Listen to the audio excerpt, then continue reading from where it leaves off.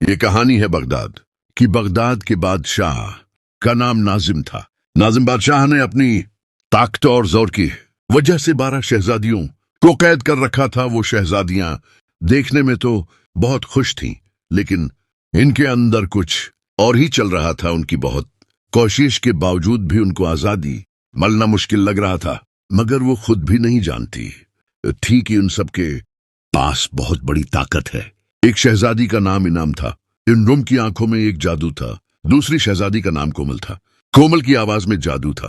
کومل جب گاتی تو ہر طرف سرد ہوا چلنے لگتی۔ کومل کا گانا سن کر پرندے بھی اکٹھے ہونے لگتے۔ کومل کی آواز اتنی پیاری تھی کہ کومل کا گانا سن کر پرندے دور دور سے آنے لگے تھے۔ تیسری شہزادی کا نام ہینا تھا۔ ہینا کے ہاتھوں میں پینٹنگ کا جادو تھا۔ ہینا جو بھی پینٹنگ بناتی وہ بالکل حقیقت ہونے لگتی۔ ہینا کی قلم سے بنی گئی پینٹنگ پورے محل میں تھی، اس حد تک کہ ہینا جہاں سے گزرتی وہاں خود اب خود پینٹنگ بننے لگتی۔ چوتھی شہزادی کپڑے کی رانی تھی۔ اس کا نام نورین تھا۔ نورین کپڑے کو ہاتھ لگاتی تو کپڑا کہیں رنگوں میں تبدیل ہونے لگتا۔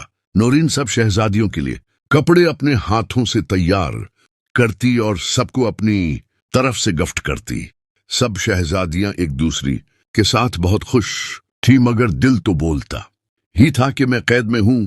نورین کے کپڑوں کی تعریف سب شہزادیاں کرتی۔ پانچویں شہزادی کا نام نور تھا۔ نور پھولوں اور پتوں کی شہزادی تھی۔ نور جب پھولوں کو ہاتھ لگاتی تو پھول کھیلنے لگتے۔ نور کو ہر پتے کا معلوم تھا کہ اس پتے سے کیا کچھ ہو سکتا ہے۔ نور جب پھول توڑتے ہوئے چلتی تو پھول بھی گھومنے لگتے۔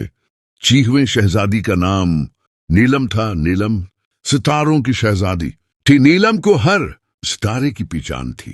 نیلم جب ستاروں کو دیکھتی تو ستارے اپنی جگہ سے اسے دیکھنے لگتے۔ نیلم جب محل میں چلتی تو پورا محل خوشنما ہو جاتا۔ محل میں ہر طرف خوشبو پھیلنے لگتی۔ نیلم کے پاس ایسا علم تھا جس علم سے وہ کہیں بھی اور کسی سے بھی بات کر سکتی تھی۔ ساتویں شہزادی کھانوں کی مہر تھی۔ وہ جب کھانا بنانے لگتی تو برتن خود حرکت کرنے لگتے۔ وہ جو بھی بنانا چاہتی وہ بن جاتا۔ اسی طرح سب میں ایک ایک جادوئی خوبی تھی۔ ناظم بادشاہ جب محل سے باہر چلا جاتا تو سب شہزادیاں بہت خوش ہوتی۔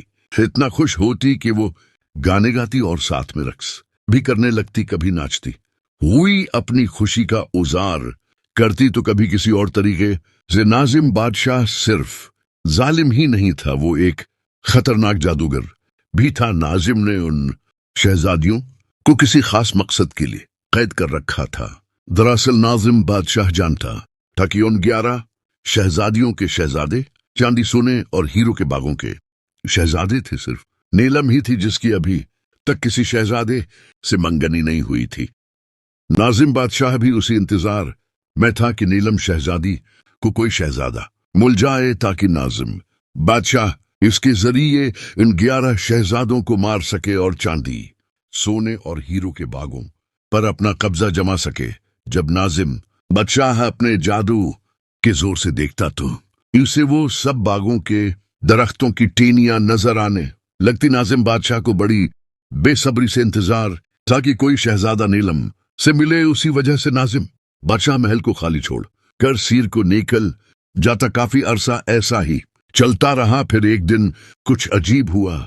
شہزادیوں کے جوتے رات کو نیچے سے گھسے ہوئے ہوتے، جیسے شہزادیاں ساری رات چلتی رہی ہیں۔ ناظم بادشاہ کو نوکر نے بتایا، بادشاہ سلام، شہزادیوں کے نے جوتے روز گھسے ہوئے ہوتے ہیں۔ ناظم بادشاہ کو فکر ہونے لگی کہیں گیم ہاتھوں سے نکل نہ جائے۔ بادشاہ خود اس معاملے کی خبر لینے شہزادیوں کے کمرے میں گیا۔ سب شہزادیوں کا ایک ہی کمرہ تھا، سب ایک ہی کمرے میں سوتی تھی۔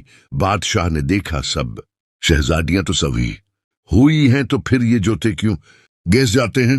بادشاہ نے اعلان کر دیا کہ شہزادی نیلم کے لیے کسی شہزادے کو تلاش کیا جائے۔ ہر طرف اعلان ہونے لگے، سنو سنو ناظم بادشاہ کا اعلان سنو، نیلم شہزادی کی شادی کے لیے کوئی بہادر شہزادہ چاہیے جو کچھ امتحان میں پورا اتر سکے، اس سے شہزادی نیلم کی شادی کی جائے گی۔ شہزادی نیلم نے بھی ये ऐलान सुन लिया था। शहजादी नीलम ने सितारों से बात करते हुए कहा, मुझे उस शहजादे के बारे में बताओ जिसमें जालिम से लड़ने की ताकत हो और हक पर खड़े होने की ताकत हो। सितारों के बताने पर नीलम को शहजादे रेहान का पता चला। शहजादी नीलम ने मन ही मन में शहजादे रेहान तक अपना पैगाम भेजा।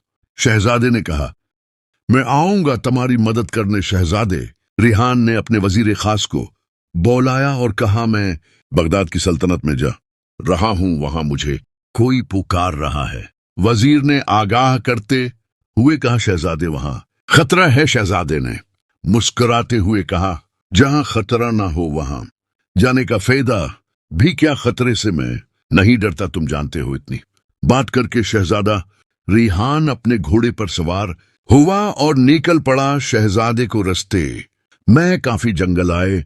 शहजादा रेहान एक दरख्त के पास से गुजरने लगा तो उसने देखा एक बूढ़ी औरत बैठी है। शहजादा क्योंकि बहुत नेक था, शहजादे ने सोचा चलो इस बूढ़ी औरत को सलाम कर लूं और उससे पूछ लूं वो किसी मुसीबत मैं तो नहीं। शहजादा बोला, अम्मा जी आप यहाँ जंगल में क्या कर रही हैं? आपको कोई परेशानी तो नहीं? अगर है तो आप मुझे बताओ, मैं हल निकालूंगा। बूढ़ी औरत बोली, नहीं बेटा मुझे कोई परेशानी नहीं है। बेटा तुम किधर जा रहे हो?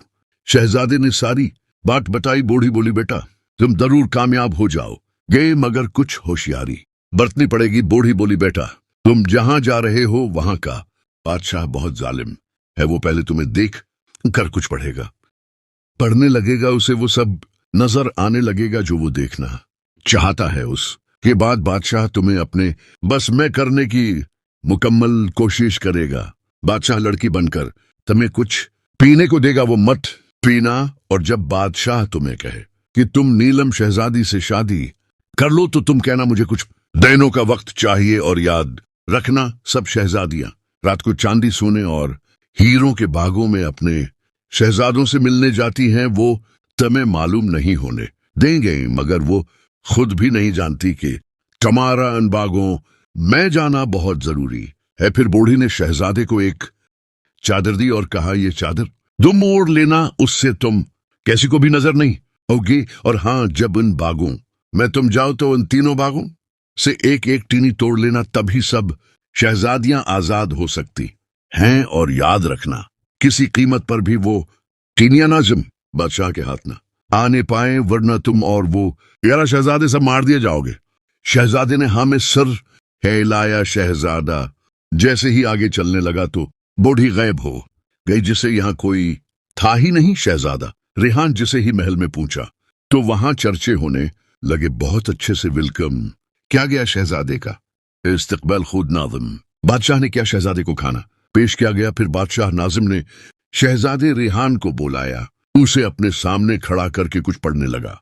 बादशाह को वो सब शहजादे नजर आने लग गए जो रात शहजादियों के साथ रक्स करते थे। बादशाह को सब अपने जादू के जोर से नजर आने लगा।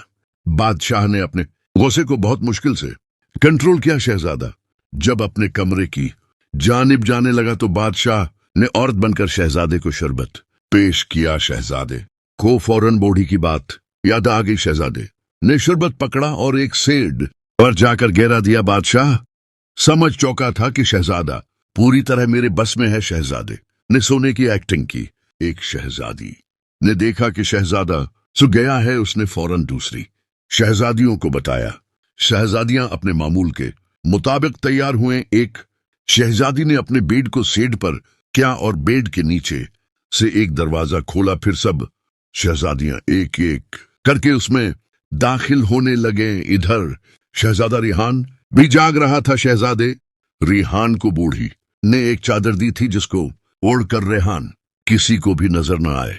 रेहान ने फौरन वो चादर ओढ़ी और इन शहजादियों के पीछे पीछे चलने लगा। रेहान ने देखा यहां तो मंजर ही कुछ और था।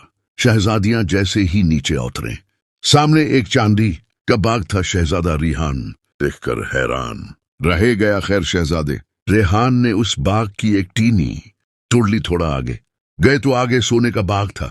शहजादियां बहुत खुश नजर आ रही थीं, घूमती नाचती हुई चल रही थीं। शहजादे ने सोने के बाग से भी एक टीनी टोरली शहजादियां बेफिक्र आगे बढ़ती जा रही थी। थोड़ा और आगे गए तो आगे हीरो का बाग था। शहजादियां आगे चलती जा रही थी। शहजादा रेहान उनके पीछे पीछे चल रहा था। इस बार रेहान ने एक टीनी तोड़ी और साथ में एक प्याला भी आटा लिया। इस बार जब कुछ आवाज आई तो शहजादियों को शक होने लगा। तभी नीलम शहजादी बोल पड़ी, तुम सब बेफिक्र होकर चलती रहो, यहां कुछ भी नहीं। शहजादी नीलम जान चौकी थी कि शहजादा इनके पीछे ही है। थोड़ी दूर जाने के बाद आगे हीरो की कश्तियां खड़ी थीं, जिनमें तैयारे शहजादे खड़े थे। हर एक शहजादी अपने अपने शहजादे के साथ अपनी अपनी कश्ती में बैठ गई। कुछ देर के बाद वो सब एक हीरो के महल में जा चौके थे। उस महल में सब बहुत खुश थे, कभी गाना गाते, कभी रक्स करते नाचते और बहुत ज्यादा खुशी का इजहार करते। नीलम जिसके जानती थी कि शहजादा रेहान यहां मौजूद है, उसके बावजूद उसने जहर नहीं होने दिया शहजादे को। रात काफी गुजर गई। सब शहजादियां एकदम बोली, चलो जल्दी कहीं इस जालिम बादशाह को मालूम ना हो जाए। इतनी बात करके सब जल्दी जल्दी चलने लगी। शहजादा भी जल्दी जल्दी चलने लगा। शहजादा इन सबसे पहले वापस आ गया। जब शहजादियां वापस आए तो शहजादा सोया हुआ था।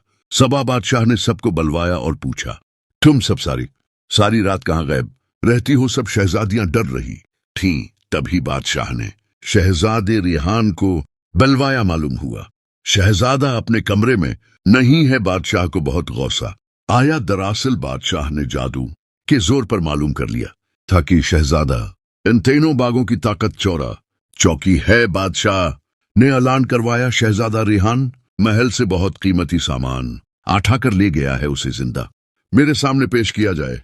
हर तरफ सिपाही दौड़ने लगे, जंगलों में, मैदानों में, मगर शहजादे रेहान का कुछ इल्म ना हुआ। बादशाह ने अपने वजीर को बुलाकर कहा, मैं तुम्हें अपनी पूरी ताकत दे रहा हूं। शहजादा रेहान जंगल में मौजूद है, तुम उसे शेर बनकर कत्ल कर दो गे, मगर याद रखना जो तीनियां उसके पास हैं वो सही सलामत तुम मेरे पास ले आओ गे। और हां, अगर शहजादे ने तुम्हें मार दिया तो मैं भी मर जाऊंगा, क्योंकि मैं अपनी ताकत तुम्हें दे रहा हूं। वजीर फौरन जंगल में गया और काले रंग का शेर बन गया। शेर ने जब शहजादे पर वार किया तो शहजादे ने उसे काफी भागाने के बाद मार दिया। इस तरह शेर के मरते ही बादशाह भी मर गया। सब शहजादियां आजाद हो गईं और शहजादी नीलम ने शहजादे रेहान से शादी कर ली। बगदाद की सल्तनत शहजादे रेहान को मिल गई। दोस्तों, कहानी कैसी लगी कमेंट में बताना। हमारे चैनल को सब्सक्राइब करके बेल आइकन को दबाकर आल